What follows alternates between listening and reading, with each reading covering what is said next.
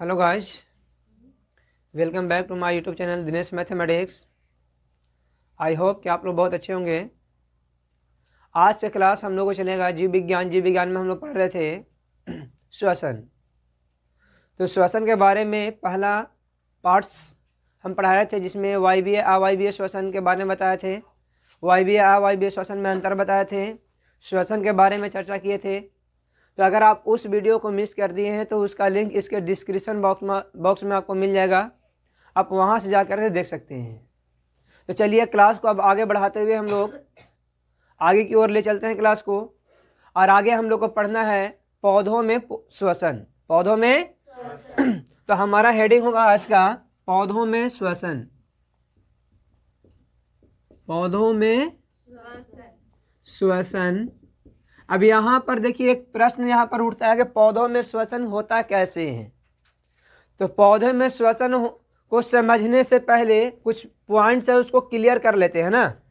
तो आप लोग ये बताइए कि पौधे श्वसन के दौरान ऑक्सीजन लेते हैं कि कार्बन डाइऑक्साइड लेते हैं? तो ऑक्सीजन लेते हैं ना।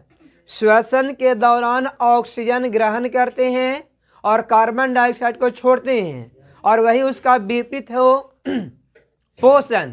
तो पोषण में हम बताए थे आप लोग को कि सूर्य के प्रकाश को उपस्थिति प्रकाश संश्लेषण की क्रिया होती है ना। तो प्रकाश संश्लेषण की क्रिया में CO2 ग्रहण करता है और O2 छोड़ता है। तो एक दूसरे के उल्टा काम होता है। यहाँ पर श्वसन और पोषण में उल्टा काम होता है ना। पोषण में क्या करता था, पहला चैप्टर में आपको बताए हैं कि पोषण में जब हरे पेड़ पौधे सूर्य के प्रकाश की उपस्थिति में अपना भोजन बनाते हैं, है ना, तो वो क्या करते हैं, वो बाहरी वातावरण से कार्बन डाइऑक्साइड ग्रहण करते हैं और O2 को, ऑक्सीजन को छोड़ देते हैं। ठीक है।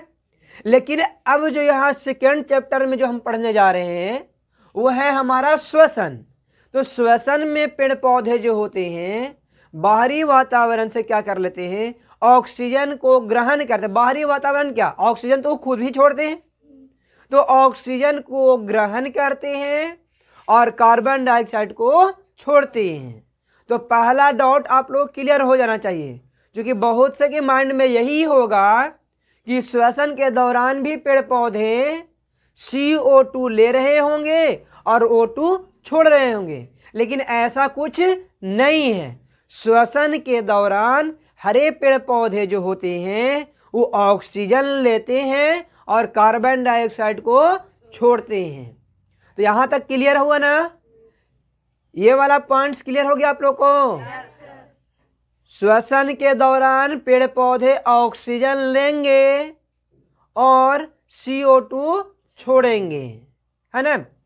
तो देखिए ऑक्सीजन लेते और छोड़ते हैं तो दिन में कोई प्रभाव नहीं पड़ता है, दिन में कोई प्रभाव नहीं पड़ता है, क्योंकि वो कार्बन डाइऑक्साइड को छोड़ते हैं तो कार्बन डाइऑक्साइड को भोजन बनाने में काम में ले आते हैं। लेकिन यही अगर रात्रि का समय हो जाए, देखिए ध्यान से समझा रहे हैं आप लोग को। ये मान लीजिए ऐसा कोई पेड़ है ना, है ना। देखिए यहां पर हो रहा प्रकाश संश्लेषण की क्रिया। दिन की बात कर लेते हैं हम लोग ना। दिन में श्वसन और पोषण दोनों होता है। इसमें श्वसन पोषण दोनों होता है, क्योंकि सूर्य के प्रकाश की उपस्थिति में ये अपना भोजन बनाता है। तो दिन में जब पोषण की क्रिया होता है तो ध्यान समझिएगा, ये CO2 ग्रहण करता है। CO2 क्या करता है और O2 को बाहर निकाल देता है। चलिए CO2 यहां से अंदर की ओर ले जा रहे हैं हम, और O2 क्या कर रहा है, बाहर निकल रहा है। ठीक है। ये हो गया किसके दौरान, पोषण। लेकिन जब ये श्वसन होगा, क्या होगा, तो यही वाला ऑक्सीजन को ग्रहण कर लेगा, फिर क्या करेगा और O2 को छोड़ेगा, CO2 को छोड़ेगा ना। अब यही वाला CO2 फिर ये ग्रहण कर लेता है। तो इसमें ऐसा नहीं कि सभी ऑक्सीजन को ये ग्रहण कर लेता है, ऑक्सीजन हम लोग के लिए भी छोड़ देता है ना।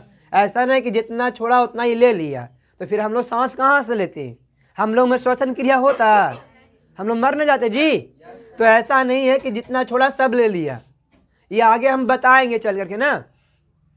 तो देखिए ये दिन में CO2 छोड़ा तो CO2 फिर ग्रहण कर लिया, इसीलिए हमारे शरीर पर इसका कोई प्रभाव नहीं होता है।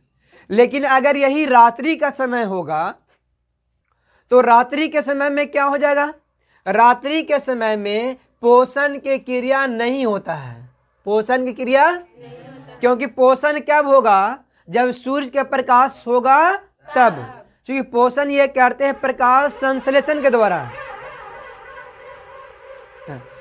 ये जो होते हैं हरे पेड़ पौधे पोषण करते हैं प्रकाश संश्लेषण के द्वारा, और प्रकाश संश्लेषण की जो घटना होती है उस सूर्य के प्रकाश की उपस्थिति में होती है, जो रात्रि में उपस्थित नहीं होता है। तो पोषण की क्रिया नहीं ना होगा जी, पोषण की क्रिया नहीं होता है। तो सिर्फ और सिर्फ क्या होगा, श्वसन। श्वसन में ये CO2 लेते हैं और CO2 छोड़ते हैं। इसीलिए कहा जाता है रात्रि के समय में, रात्रि के समय में पेड़ के नीचे नहीं सोना चाहिए, रात्रि के समय में पेड़ के नीचे, क्योंकि हम भी CO2 छोड़ रहे हैं, ये भी CO2 ही छोड़ रहा है ना। तो ऐसे में आदमी की मृत्यु भी हो सकता है दम घुटने से, क्योंकि यहाँ पर ऑक्सीजन मिलेगा इसको, ऑक्सीजन तो ये भी ले रहा है, ऑक्सीजन छोड़ नहीं ना रहा है, ऑक्सीजन ये भी ले रहा है, ऑक्सीजन हमको भी चाहिए, CO2 हम भी छोड़ रहे हैं, CO2 ये भी छोड़ रहा है, तो ऐसे में दिक्कत होगा ना। तो रात्रि के समय में पेड़ के नीचे नहीं सोना चाहिए, समझ में आ गया। अब यहाँ पर बात है सर, रात्रि के समय में ऑक्सीजन फिर हम लोग लेते कहाँ से हैं, तो बाबी इस वातावरण में हरे पेड़ पौधे जो होते हैं, हरे पेड़ पौधे जो होते हैं वो बहुत मात्रा में छोड़ देते हैं दिन के समय में, तो रात्रि समय में उसी को आपूर्ति करते हैं हम लोग। दूसरी बात, कुछ ऐसे भी पौधे होते हैं जो रात दिन ऑक्सीजन छोड़ते हैं, तुलसी का पौधा है ना। तो ये देखिए होता क्या है, तुलसी के पौधा को हम लोग को भगवान का दर्जा दे दिया गया है। भगवान का दर्जा इसलिए दिया गया है कि अगर भगवान उसको नहीं मानते, हम लोग सपोज कीजिएगा आप लोग, अगर उसको हम लोग भगवान नहीं मानते तो उसको कोई घर में लगाता क्या, अवांछित पौधा समझ के उसको छोड़ देते है ना, अवांछित पौधा छोड़कर इसको छोड़ देते हैं और खराब हो जाता है ना।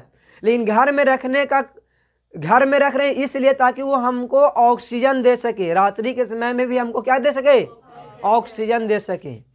असल में तो ये सबको घर में होना चाहिए, हिंदू हो, मुसलमान हो, सिख हो, ईसाई हो, ये सबके घर में क्योंकि होना चाहिए। क्यों, क्योंकि ये दिन रात रात्रि के समय में भी ऑक्सीजन देता है, रात्रि के समय में भी क्या देता है, ऑक्सीजन देता है। और भी बहुत से पौधे हैं है ना जो रात्रि के समय में क्या देते हैं, ऑक्सीजन देते हैं, तो उनको हमारे घरों में रखना बहुत जरूरी होता है। समझ में आ रहा आप लोग को, कोई डाउट है? तो रात्रि के समय में पेड़ के नीचे नहीं सोना चाहिए। अब यहाँ पर देखेंगे कि पेड़ पौधे श्वसन करते कैसे हैं, किस किस अंग से करते हैं, उसके बारे में हम लोग चर्चा करेंगे है ना। तो चलिए इसको क्लीन करते हैं, ठीक है। तो चलिए अब यहाँ हम लोग देखेंगे पौधों में श्वसन, पौधों में श्वसन किस किस अंग से होता है इसके बारे में आप लोग देखिएगा ध्यान से। तो पौधे में श्वसन जो होता है पत्तियों द्वारा, तना द्वारा और जड़ द्वारा होता है। किस किस द्वारा, पत्तियों द्वारा, ठीक है, दूसरा तना के द्वारा, और तीसरा जो होता है जड़ के द्वारा। ये तीनों द्वारा क्या करते हैं, श्वसन करते हैं ना।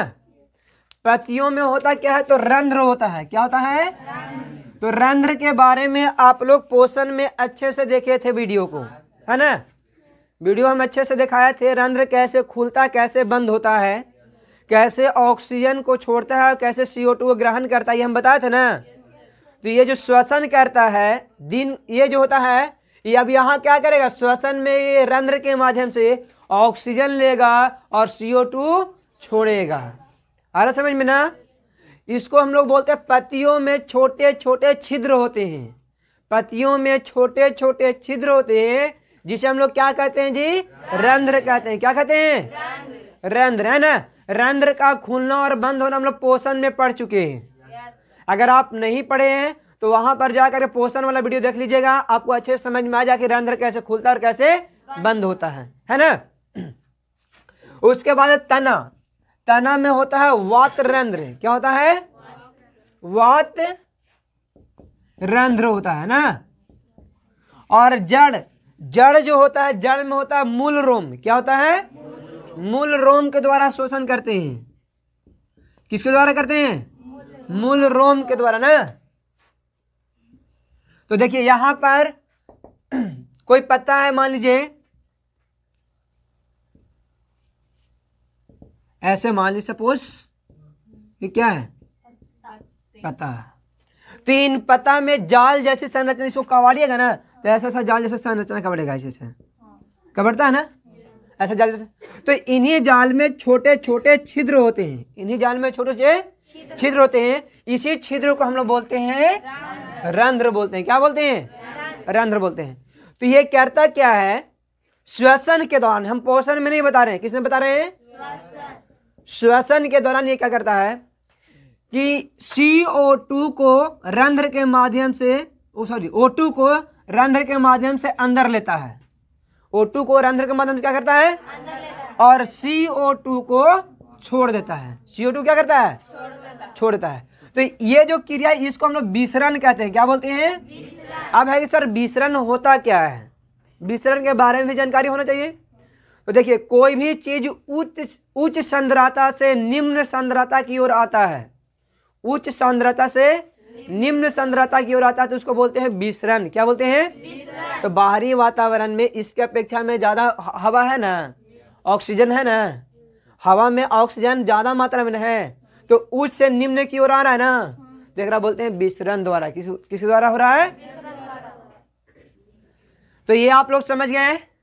इसमें छिद्र होते हैं, उनके माध्यम से O2 लेता है और CO2 को छोड़ता है। अब देखिए तना, तना तो आप लोग समझ रहे होंगे ना, तना किसको बोलते हैं?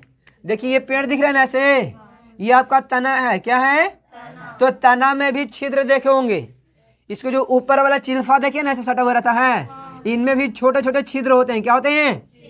इन छिद्र को हम लोग बोलते हैं वात रंध्र। क्या बोलते हैं?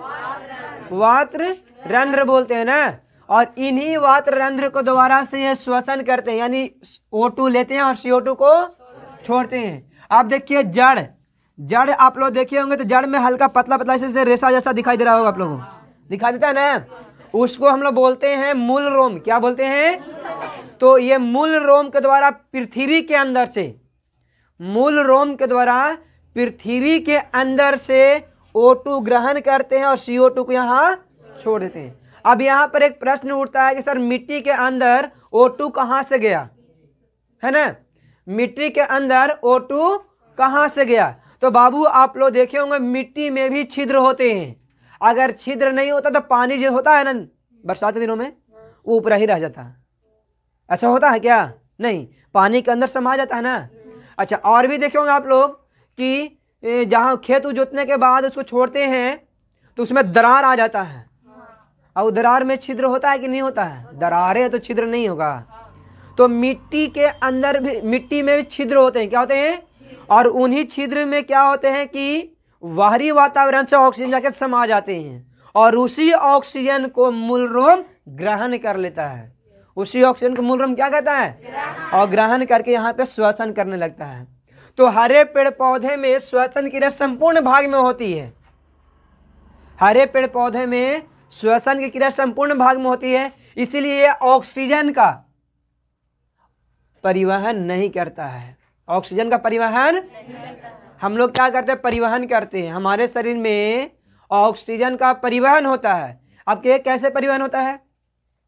तो बाहरी वातावरण से ऑक्सीजन गया नाक में, नाक में से चला गया फेफड़ा में, फेफड़ा में से ढो के ले गया रक्त प्रत्येक कोशिकाओं में। तो हमारे शरीर में क्या है? सांस लेने के लिए एक मुख्य अंग है कि नहीं? तो यहाँ से ही न सिर्फ जा सकता है, और शरीर के विभिन्न भागों में जब जा रहा है तो क्या कर रहा है? वो परिवहन न कर रहा है। लेकिन पेड़ पौधों में क्या होता है? अगर यहाँ पर ऑक्सीजन की जरूरत है तो यहाँ से श्वसन कर लिया, यहाँ पर जरूरत है यहाँ से कर लिया, यहाँ पे आवश्यकता तो यहाँ पर कर लिया, यहाँ पर आवश्यकता तो यहाँ पर कर लिया श्वसन। तो बोले इसमें परिवहन की जरूरी है। जहाँ पे आवश्यकता होता है ऑक्सीजन को फटाक से ग्रहण कर लेता है, जल्दी से ग्रहण कर लेता है, जल्दी से क्या कर लेता है, ग्रहण कर लेता है। समझ में आ रहा ना। और ग्रहण करने के बाद क्या करता है, CO2 को छोड़ता है वहीं से। तो इसमें क्या है, ये संपूर्ण भागों में श्वसन की क्रिया करता है, संपूर्ण भाग से श्वसन की क्रिया करता है। लेकिन अगर हम लोग की बात किया जाए तो हम लोग श्वसन के लिए मुख्य अंग बना होता है। तो हरे पेड़ पौधों में श्वसन क्रिया समझ में आ गया हो आप लोगों। इसमें क्या नहीं होता है, ऑक्सीजन का परिवहन नहीं होता है। ये ऑक्सीजन एक जगह से दूसरी जगह ढो करके नहीं जाता है। इसमें जल का परिवहन होता है, भोजन का परिवहन होता है। तो इसके बारे में आप लोग को क्लियर करेंगे परिवहन में, है ना। अगला चैप्टर ही आपका परिवहन है। तो परिवहन में इसको अच्छा से क्लियर करेंगे कि पेड़ पौधों में किस किस चीज का परिवहन होता है, जंतुओं में किस किस चीज का परिवहन होता है। तो वहां पर हम लोग डिटेल पढ़ेंगे।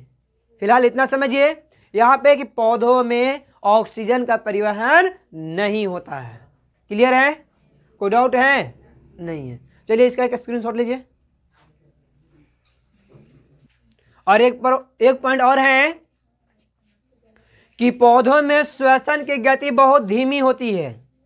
आप कहेंगे सर पौधों में श्वसन की गति धीमी क्यों होती है? तो पौधों में देखिए भोजन बनाने के अलावा और कोई काम इसका नहीं है। हम लोग में श्वसन की गति बहुत तेजी से होती है। क्यों? क्योंकि हम चलते हैं, बोलते हैं, खाते हैं, पीते हैं, दौड़ते हैं, खेलते हैं, कूदते हैं। तो वैसे स्थिति में हमको ऊर्जा की आवश्यकता अधिक होती है। तो अधिक ऊर्जा की आवश्यकता होगी तो अधिक ऑक्सीजन की भी आवश्यकता होगी। और ऑक्सीजन अधिक कब लेंगे? जब हम लोग श्वसन तेजी से करेंगे। लेकिन इसमें पेड़ पौधा में क्या होता है, जब आंधी आता है ना, आंधी तूफान, तब हिलता है ऐसे ऐसे, है कि नहीं। लेकिन अगर देखा जाए ऐसे ही तो ना तो ये बोलता है, ना ये चलता है, ना यह सोता है, ना किसी से बात करता है, ना दौड़ता है। तो इसमें और कोई क्रिया हो रहा है क्या पोषण के अलावे? नहीं हो रहा है। तो इसीलिए इसमें ऊर्जा की आवश्यकता कम होती है। और जब ऊर्जा की आवश्यकता कम होगी तो श्वसन भी कम होगा, और श्वसन कम होगा तो इसमें ऑक्सीजन भी कम जाता है। असल में जिसमें श्वसन की क्रिया तेजी से उसमें ऑक्सीजन भी तेजी से जाएगा, और जिसमें श्वसन क्रिया कम धीमी उसमें ऑक्सीजन भी कम जाता है। क्लियर है ना। तो ये 3 पॉइंट समझ में आ गए। ये अपना श्वसन किसी भी अंग से कर सकता है, सभी संपूर्ण भाग से कर सकता है, करता है ना, संपूर्ण सतह से करता है। दूसरा हम बोले कि इसमें ऑक्सीजन का परिवहन नहीं होता है, इसमें ऑक्सीजन का परिवहन नहीं होता है। तीसरा हम क्या बोले? तीसरा हम ये बोले आप लोग को कि इसमें श्वसन की क्रिया धीमी गति से होता है। धीमी मतलब मंद, मतलब धीमी, धीरे धीरे होता है ना। क्लियर हो गया ना। तो इस तरह से हम लोग पढ़ लिए पौधों में श्वसन, पौधों में श्वसन को पढ़ लिए ना। चलिए इसका एक स्क्रीनशॉट लीजिए। अब यहाँ पर देखेंगे हम लोग जंतुओं में गैसों का आदान प्रदान, यानी जंतु में गैस का आदान प्रदान कैसे होता है। आदान प्रदान समझ में आता है ना, अंदर जाना और बाहर निकलना, वो कैसे होता है इसके बारे में हम लोग जानेंगे। ठीक है। तो सबसे पहले हम लोग पढ़ेंगे निम्न श्रेणी के जो जंतु होते हैं। निम्न श्रेणी के जंतु कहने का मतलब एक कोशिकीय जीव। निम्न श्रेणी के जंतु कहने का मतलब क्या हो गया? एक कोशिकीय जीवों में गैसों का आदान प्रदान कैसे होता है। यहाँ लिख देते हैं निम्न श्रेणी के जंतुओं में। तो निम्न श्रेणी के जंतुओं हम लोग बोलते हैं एक कोशिकीय जीव को। किसको बोल सकते हैं? एक कोशिकीय जीव, है ना। एक कोशिकीय जीव को हम लोग क्या बोलते हैं? निम्न श्रेणी के जंतु, है ना। जिसमें इसमें कीड़े मकोड़े आते हैं, अमीबा, पैरामीशियम, शैवाली सब जो है ना, ये सब आता है किसमें? एक कोशिकीय जीव में। तो इसमें देखिए श्वसन के लिए कोई विशेष अंग का निर्माण नहीं होता है, कोई विशेष अंग नहीं पाया जाता है। निम्न श्रेणी के जंतुओं में या जो एक कोशिकीय जीव है उनमें श्वसन के लिए कोई विशेष अंग नहीं पाए जाते हैं।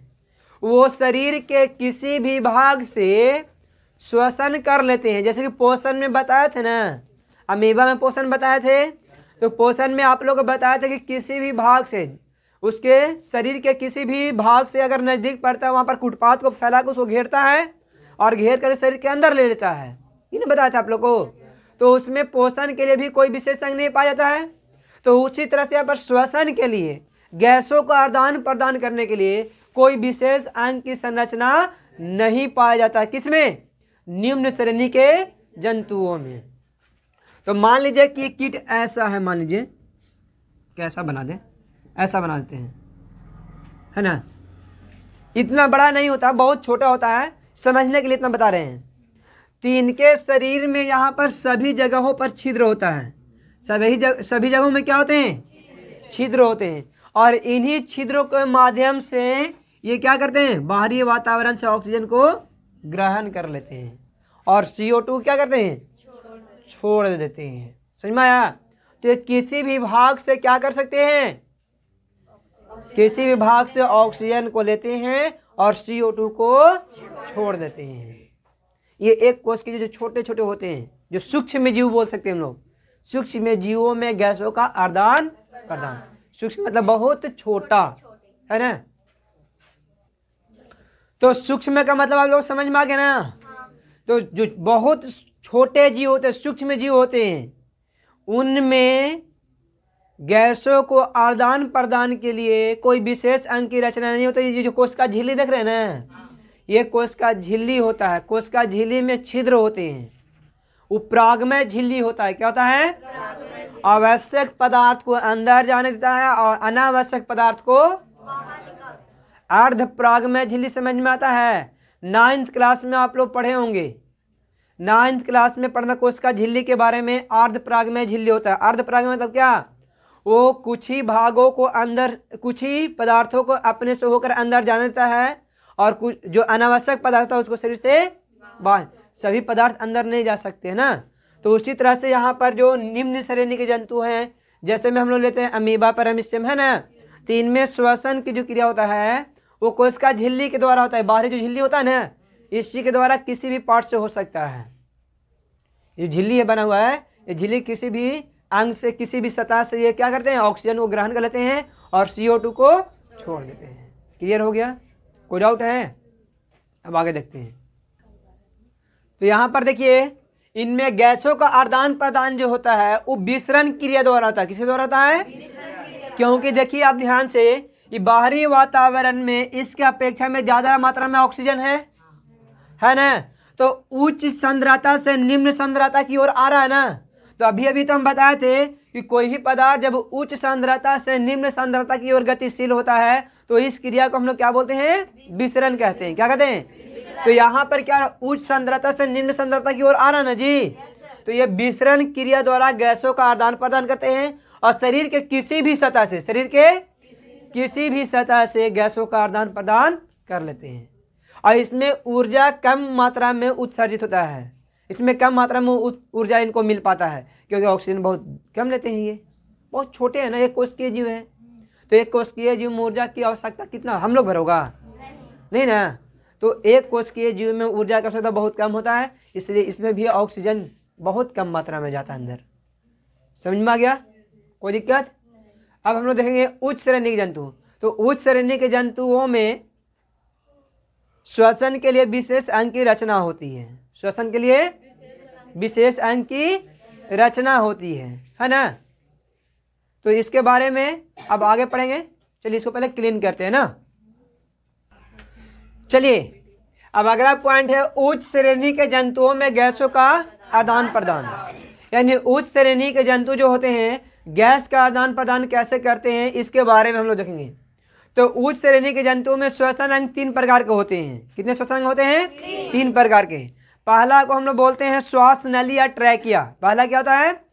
श्वास नली या दूसरा होता है गिल्स। दूसरा क्या होता है? और तीसरा होता है फेफड़ा। तीसरा क्या होता है? पहला क्या बोले हम? श्वसन अंग पहले देख लेते हैं ना। श्वसन अंग कितने होते हैं? 3 होते हैं। पहला को हम लोग बोले थे श्वास नली, श्वास नली या ट्रैकिया, यही ना है। दूसरा है गिल्स और तीसरा है फेफड़ा, यही ना तीनों जी। तो आप लोग ये तीनों के बारे में बारी बारी से जानिएगा, है ना, बारी बारी से इसके बारे में हम पढ़ाएंगे। तो ट्रैकिया, ट्रैकिया के नाम आप लोग एक जगह और सुने थे पोषण में, लेकिन ये पोषण वाला ट्रैकिया की बात नहीं कही जा रही है ना। ये पोषण वाला ट्रैकिया की बात यहाँ नहीं करेंगे।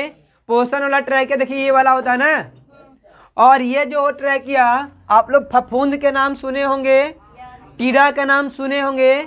तो ये टीडा में पाया जाता है। किसमें पाया जाता है? श्वास नली या ट्रैकिया किसमें पाते हैं? जो कीड़े मकोड़े होते हैं ना, कीट कीट, तो उन सबों में ये क्या पाया जाता है? ट्रैकिया पाया जाता है या श्वास नली पाया जाता है। तो अब ट्रैकिया क्या है इसके बारे में सुनिए ध्यान से। ट्रैकिया अत्यंत शाखित नलिका होता है। ट्रैकिया अत्यंत शाखित नलिका होता है जिसका एक सिरा कोशिका या ऊतक से जुड़ा होता है और दूसरा सिरा त्वचा से जुड़ा होता है। एक सिरा कोशिका या ऊतक से जुड़ा होता है और दूसरा सिरा त्वचा से। कोशिका से कौन सा सिरा जुड़ा रहेगा? देखिए ध्यान से समझिएगा आप लोग। मान लीजिए कि ये कोई इस तरह से कोई जीव है ना, ठीक है, तो इसमें ट्रैकिया पाया जाता है। तो ट्रैकिया लंबा होता है ऐसा, और ये शाखित होता है। क्या होता है? शाखित होता है। बहुत सा शाखा एकरा में निकला रहेगा। ये मछली जैसा बना दी नहीं, ये नहीं होगा। चलिए ट्रैकिया देखते हैं। तो चलिए समझने के लिए एक जैसे तैसे एक हम लोग क्या फिगर बना लेते हैं, सिर्फ समझने के लिए, है ना। ऐसे आप लोग अपने किताब में पेज नंबर 17 में देख रहे होंगे किट, या जो किट लिखा हुआ है ना, ये आप देखिए, ये आपका ट्रैकिया है। ये क्या है? देखिए अत्यंत शाखित है कि नहीं? इसमें बहुत सा शाखा निकला हुआ है ना। तो अत्यंत शाखित है जिसका पहला सिरा त्वचा से जुड़ा होता है और दूसरा सिरा जो होता है कोशिका या ऊतक से जुड़ा होता है, जहाँ पे ऑक्सीजन की आवश्यकता होती है। जहाँ पर क्या होता है? ऑक्सीजन की आवश्यकता। तो इस समझने के लिए हम बना दे रहे हैं ना। मान लीजिए कि ये कोई नली है, ऐसा है ना। ये नली में बहुत सा क्या होता है? शाखा निकला रहता है। क्या निकला रहा है? शाखा निकल रहा है। तो यहाँ पे कोई शाखा निकल गया, यहाँ शाखा निकल गया, यहाँ ऐसे है, इसमें भी ऐसे शाखा निकल गया, इसमें भी ऐसे शाखा निकल गया। तो ये अत्यंत शाखित होता है। अत्यंत क्या होते हैं? शाखित नलिका होता है इसमें, ठीक है। ट्रैकिया में अत्यंत शाखित नलिका होता है जिसका एक सिरा त्वचा के साथ किसी से जुड़ा होता है और दूसरा सिरा जो देख रहे हैं ना वो कोशिका या ऊतक के साथ जुड़ा होता है। एक सिरा कोशिका त्वचा और दूसरा सिरा कोशिका या ऊतक के साथ जुड़ा होता है जहाँ पे ऑक्सीजन की आवश्यकता होता है। जहाँ पे ऑक्सीजन की आवश्यकता होता है। तो यहाँ पर देखें ट्रैकिया द्वारा ऑक्सीजन गैसों का आदान प्रदान कैसे होता है। तो सबसे पहले ट्रैकिया हम लिखेंगे। ट्रैकिया कीड़े मकोड़े में पाया जाता है जो अत्यंत शाखित होता है। अत्यंत क्या होता है? जिसका एक सिरा त्वचा के साथ तथा दूसरा सिरा किसके साथ जुड़ा होता है? कोशिका तथा ऊतक के साथ जुड़ा होता है ना। किसके साथ जुड़ा होता है? त्वचा और कोशिका या ऊतक के साथ। देखिए इसमें होता क्या है कि जब ऑक्सीजन जाता है तो यहाँ पर ऑक्सीजन को वातावरण से त्वचा इसको डायरेक्ट कैच कर लेता है ना। और ये ऑक्सीजन को ढो करके मान लीजिए यहाँ वाला कोशिका को चाहिए या ऊतक को चाहिए तो यहाँ से ऐसे आएगा, इस तरह से दे देगा। यहाँ इसको चाहिए तो यहाँ से आया, ऐसे दे दिया। यहाँ पे चाहिए तो यहाँ से ऐसे आया, इसे दे दिया। आ रहा समझ में ना। तो जहाँ पे ऑक्सीजन की आवश्यकता तो वहाँ पर यह डायरेक्ट पहुँचाता है। इसको पहुँचाने के लिए हीमोग्लोबिन जैसा कोई रंजक नहीं पाया जाता है। ये डायरेक्ट नली जो है तो नली से डायरेक्ट पहुँचता है कोशिका तक। नली से डायरेक्ट पहुँचता कहाँ? तो यहाँ पर आपसे पूछा जाएगा कि कीट जो होते हैं, ये टीडा जो होता है वो श्वसन किस अंग से करता है? तो ट्रैकिया से। किसे करता है? या श्वास नली से। इसमें हीमोग्लोबिन जैसा कोई वर्णक नहीं पाता, इसीलिए कीड़े मकोड़े में आप लोग देखे होंगे कि ब्लड लाल दिखाई देता है क्या? लाल ब्लड नहीं दिखाई देता है। तो इस तरह से क्या है, ट्रैकिया में गैसों का आदान प्रदान होता है विसरण क्रिया द्वारा। किस क्रिया द्वारा? विसरण क्रिया द्वारा होता है ना। चलिए, तो इसमें देखिए टीडा हो गया, तेलचट्टा हो गया, ये सब जो जीव है ना, ये सब क्या करते हैं? ट्रैकिया के द्वारा श्वसन करते हैं। ट्रैकिया के द्वारा श्वसन करते हैं ना।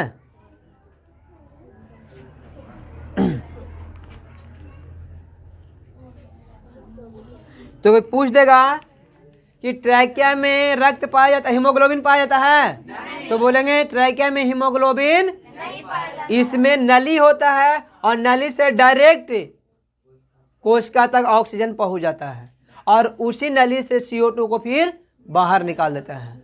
ये हो गया ट्रैकिया। अब गिल्स, आप लोग मछली देखोगे ना, तो गलफड़ा में दो संरचना पाया जाता है लाल रंग का, इस तरह से अर्धवलय होता है ना, तो उसको हम लोग गिल्स बोलते हैं। क्या बोलते हैं?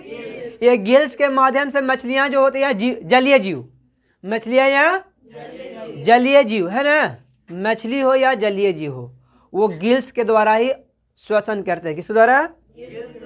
गिल्स के द्वारा, है ना। तो क्या करते हैं कि जल में घुलित ऑक्सीजन को, जल में घुलित ऑक्सीजन को गलफड़ा के द्वारा यानी गिल्स के द्वारा ग्रहण करते हैं और CO2 को फिर छोड़ते हैं, है ना। उनको ऑक्सीजन की कम मात्रा चाहिए, अगर इसको भरपूर मात्रा में ऑक्सीजन देंगे तो छटपटा के मर जाते हैं। सब क्या होते हैं?